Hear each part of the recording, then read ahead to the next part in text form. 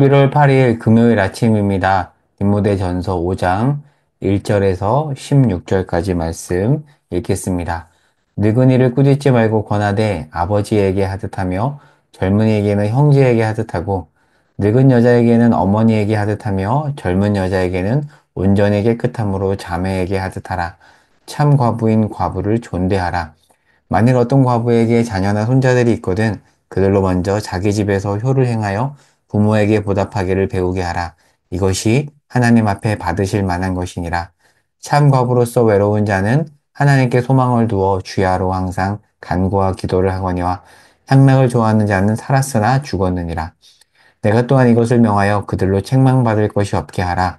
누구든지 자기 친족, 특히 자기 가족을 돌보지 아니하면 믿음을 배반한 자요, 불신자보다 더 악한 자니라. 과부로 명부에 올릴 자는 나이가 60이 덜 되지 아니하고 한 남편의 아내였던 자로서 선한 행실의 증거가 있어 혹은 자녀를 양육하며 혹은 나그네를 대접하며 혹은 성도들의 발을 씻으며 혹은 환난 당한 자들을 구제하며 혹은 모든 선한 일을 행한 자라야 할 것이요 젊은 과부는 올리지 말지니 이는 정욕으로 그리스도를 배반할 때에 시집가고자 함이니 처음 믿음을 저버렸으므로 정죄를 받느니라. 또 그들은 게으름을 익혀 집집으로 돌아다니고 게으를 뿐 아니라 쓸데없는 말을 하며 일을 만들며 마땅히 아니할 말을 하나니 그러므로 젊은이는 시집가서 아이를 낳고 집을 다스리고 대적에게 비방할 기회를 조금도 주지 말기를 원하노라. 이미 사탄에게 돌아간 자들도 있도다. 만일 믿는 여자에게 과부 친척이 있거든 자기가 도와주고 그 애가 짐되지 않게 하라. 이는 참 과부를 도와주게 하려 함이라. 아멘. 자, 디모데가 담임하고 있는 지금 에베소 교회의 맥락 속에서 이제 오늘 본문을 살펴봐야 이제 본문의 내용이 선명하게 이해됩니다. 자, 에베소 교회의 상황, 맥락을 보겠습니다. 자, 앞에서 살펴봤듯이 우리가 이번 주 월, 화, 수, 목 계속 봤잖아요. 에베소 교회는 여러 가지 문제로 매우 어지러운 상황입니다. 자, 여기에 4장 12절에 따르면 교인들이 특히 연장자들이 이 디모데가 나이가 연소하다는 이유로 어리다는 이유로 업신여기는 일이 있었던 것 같아요. 나이 든 사람들이 디모데를 이렇게 업신여기는 사람들이 에베소 교회 안에 있었다라는 것을 4장 12절을 통해서 유추해 볼 수 있고요.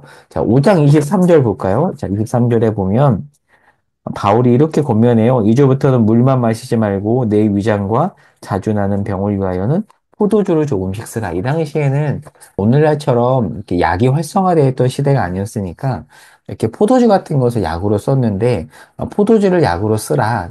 위장이 좋지 않다. 뭐 이런 언급으로 보면 디모데가 상당히 어떤 스트레스성 질환으로 어려움을 겪고 있었던 것 같아요. 자, 왜 그랬는가? 자, 오늘 본문의 그 원인들을 추정해 볼 수 있는 내용들이 나옵니다. 에베소 교회 안에 다양한 교인들이 있었음을 오늘 본문이 알려주는데 누가 있었다라고 나오죠? 나이가 많은 남성, 나이가 많은 여성, 또 젊은 남성, 젊은 여성, 또 과부들, 어린 아이까지 남녀노소 다양하게 섞여 있었습니다. 좋은 거죠. 다양한 부류가 교회 안에 있었다는 것은 좋은 일이지만 자칫 잘못하면 또 문제가 생길 이제 소지가 이렇게 보이는 또 그런 어떤 상황이라고도 볼 수가 있습니다. 자, 그래서 바울은 오늘 본문을 통해서 디모데에게 이렇게 다양한 교인들을 어떻게 지혜롭게 대해야 되는지에 대해서 지침을 주는데요. 자, 그러면 본문 속으로 들어가 보도록 하겠습니다. 먼저 1절과 2절에서는 나이 많은 남성은 아버지를 대하듯 권면하고 젊은 남자는 형제를 대하듯 권면하고 나이 많은 여성은 어머니를 대하듯 그리고 젊은 여성은 자매 대하듯 하라라고 하고 있습니다. 아마도 여기서 언급하고 있는 이 부류들은 잘못된 가르침에 빠졌거나 교회 갈등의 원인을 제공한 이들로 보입니다. 자, 그들을 어떻게 대해야 되냐? 담임 목회자인 디모데가 이들을 가족처럼 잘 대하고 가족에게 권면하듯 대하고 이들에게 여러 가지 이야기를 잘 한다라면 이들이 바로 설 것이다. 지금 그 이야기를 하고 있는 것입니다. 자, 이어서 3절부터 16절까지는 교회 안에 과부를 어떻게 대해야 되는지에 대해서 좀 길게 권면을 하는데, 자, 과부란 누구일까요? 과부를 요즘에는 이제 과부라 하지 않고 미망인이라고 하죠. 좀 더 적절한 표현인데, 아직 이제 이 표현이 번역에 있어서 어떤 개정되지 않다 보니까 그냥 과부라는 표현이 나오는데요. 아마 나중에 이제 개정판이 나오면 이렇게 미망인으로 이렇게 개정돼서 번역되지 않을까 싶습니다. 그런데 성경에 일단 과부라고 하니까 과부라고 할게요. 과부는 남편을 잃고 혼자 사는 여인을 말합니다. 이 당시 사회는 오늘날과 달리 사회부장 제도가 굉장히 미흡했고요.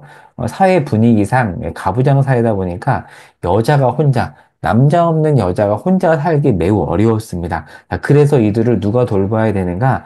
교회가 돌봐야 되는데, 자, 그럼 이제 어떻게 돌봐야 되는가? 이제 이 문제가 대두가 되겠죠. 자, 그래서 사절에 보면 뭐라고 권면하냐면, 만약에 과부 중에 자녀나 손자들이 있다면 그들이 가족이기 때문에 먼저 이 과부를 돌보고 가급적이면 교회에 손을 벌리지 말아라. 왜요? 교회에 손을 벌리지 않아도 돌볼 가족이 있으니까. 그런 사람들까지 교회가 돌볼 필요가 없다라는 거죠. 그러면 교회가 진정으로 돌봐야 되는 과부는 누구인가?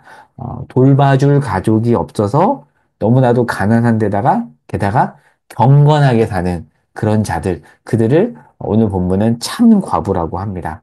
그들을 돌봐야 된다라고 하면서 반면 향락에 빠져 사는 과부는 돕지 말라고 합니다. 자, 이후에 9절 이후에 보면 과부 명부에 대한 언급을 합니다. 자, 9절 이후는 과부 명부에 대한 이야기인데 왜 과부 명부가 나오는가? 아마도 과부로서 구제 혜택을 받는 대가로 교회에서 봉사하는 사람을 이야기하는 것으로 보입니다. 자, 이들이 그렇게 혜택을 받으면서 봉사하면서 서약까지 한 것 같아요.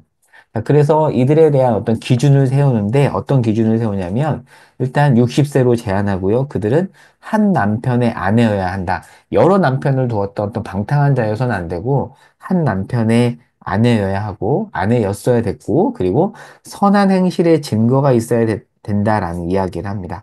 자, 그들이 진정 우리가 도와줘야 될 과부다라는 거죠. 그러면서 젊은 과부는 빼라고 말합니다. 자, 그러면 왜 젊은 과부는 이 명부에서 빼야 되는가? 자, 만약에 젊은 과부가 구제 혜택을 받고 그리고 교회 봉사하기로 서약한 이후에 젊으니까 다시 결혼하려고 할 수 있잖아요. 그러면 서약을 깰 확률이 높죠. 자, 그리고 본문에 따르면 젊기 때문에 여기저기 돌아다니면서 말을 쓸데없이 옮길 수 있는 확률이 더 높다. 그러니까 차라리 그런 사람들은 결혼하여서 새 가정을 꾸리고 남편을 만나는 게 낫다. 라는 이야기를 하고 있습니다. 이 당시에 어떤 불신 남자가 굉장히 많은 사회였거든요. 그래서 초대교회 자료에 보면 여자의 비율이 훨씬 높았다라고 합니다. 그러니까 불신 남자가 많은 사회에서 결혼하여서 남편을 따라 신앙을 버린 이들이 많았던 것 같아요. 자, 그래서 오늘 본문에서 보면은 이런 표현이 등장하죠. 15절에 이미 사탄에게 돌아간 자들도 있다라고 이야기하고 있습니다. 신앙을 버렸다라는 거죠. 그런 이유로 이런 대상들은 그의 돌봄 대상에서 제외하자. 그래야 진짜 과부들을 집중해서 돌볼 수 있지 않겠냐. 자, 그 내용을 오늘 본문이 전해주고 있습니다. 자, 그러면 이제 정리하고 적용해 보겠습니다. 자, 오늘은 과부에 대한 내용이 길게 나오는데요. 이 당시엔 정말 과부가 많았다라는 것을 보여주고 있습니다. 이 당시에 남자들의 수명이 매우 짧았다고 하거든요. 왜 그럴까요? 어떤 이유 때문에 남자들의 수명이 짧았을까요? 전쟁 때문에 그랬습니다. 전쟁이 정말 많이 났기 때문에 남자들은 대부분 전쟁에 많이 차출되었거든요. 그래서 과부가 정말 많았습니다. 그러다 보니까 그 사회부장 제도도 마련되지 않은 상황에서 교회가 이런 과부들을 잘 돌봐야 될 책임이 있었던 것이죠. 그러니까 교회도 이렇게 과부를 돌보는 일이 우리에게 있어서 굉장히 중요한 사역이다라고 여겼던 것 같습니다. 그래서 성경에 이런 언급들이 많은데 야고보서 1장 17절에 보면 합니다. 17절에 보면 야고보 기자가 이렇게 말해요. 정결하고 더러움이 없는 경건은 고아와 과부를 환난 중에 돌보는 것이다. 라고 이야기하고 있어요. 정말 중요하다는 거죠. 경건과 과부를 돌보는 것은 분리할 수 없다라는 얘기를 해요. 그리고 우리가 잘 아는 유명한 말씀이죠. 사도행전 6장 1절에서 6절까지 말씀에도 보면 과부를 돌보는 일에 초대교회가 상당히 많은 시간과 에너지를 쏟았음을 알 수가 있습니다. 그런데 우리는 오늘날 신앙과 경건과 이 구제를 분리하는 경향이 있어요. 물론 교회는 사회복지기관은 아니지만, 그러나 사회복지기관이 아니라고 해서 이렇게 과부를, 구제 대상을 돌보는 일에 있어서 소홀히 여긴다라면 성경의 기준으로 봤을 때 그것은 올바른 것이 아니다라고 볼 수 있습니다. 교회에서 이런 이들을 돌보는 일은 매우 중요한 사역 중의 하나입니다. 근데 사실 굉장히 피곤한 일일 수 있거든요. 그런데 기꺼이 잘 감당해야 되고요. 그리고 잘 감당하기 위해서 필요한 게 무엇이 있을까요? 돈? 물론 돈 당연히 필요하죠. 그런데 저는 돈보다 더 중요한 것이 바로 관심, 사랑이라고 생각해요. 교회 안에서 정말 누가 도움이 필요한 자인지, 그 사람이 어떤 상황에 처했는지 세심하게 파악해야지만이 잘 돌볼 수 있잖아요. 그래서 돌봄 대상을 잘 파악하기 위해서 가장 필요한 것은 세심한 관심이다. 그 관심이 없다라면 이 일은 잘 감당할 수 없었을 것입니다. 자, 오늘 말씀을 맺으면서 에브리데이 스터디 바이블에 나오는 한 글을 읽어드리고 마치도록 하겠습니다. 이 글로 한번 우리 교회를 돌아보면 좋겠습니다. 들어보시기 바랍니다. 많은 부부가 결국은 혼자가 되고 우리의 교회에도 배우자를 잃은 나이든 신자들이 많다. 당신의 교회는 이들이 섬길 길을 열어주는가? 이들의 은사와 재능을 교회의 필요와 연결할 수 있는가? 이들의 원숙함과 지혜는 교회에 대단히 중요한 자원이다.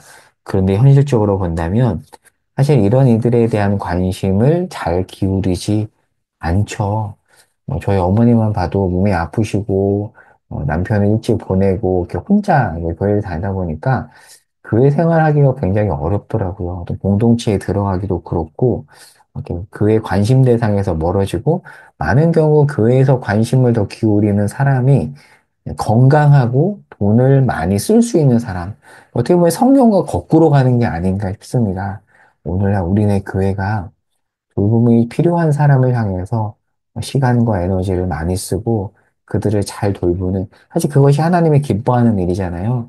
하나님이 기뻐하는 그 일을 잘 감당하는 그런 교회가 될 수 있기를 소망합니다. 그래서 이것을 위해서 우리 교회가 그런 교회가 될 수 있도록, 그리고 우리 신자가 각 사람이 오늘 말씀에 따라서 그런 사람들에게 관심을 기울이고 잘 돌보는 자로 또 살아가리라 또 다짐하면서 우리를 돌아보면서 이 아침에 함께 기도하면 좋겠습니다. 기도하겠습니다. 하나님, 우리의 관심과 사랑이 필요한 자들이 많이 있습니다. 그들을 주님의 마음으로 바라보게 하시고 세심하게 관심을 기울이며 하나님께서 우리에게 주신 은사와 재정으로 그들을 잘 섬기는 우리 신자의 삶이 되게 하시고 또 우리가 섬기는 교회가 그런 교회가 될 수 있도록 인도해 주시옵소서. 예수님의 이름으로 기도합니다. 아멘.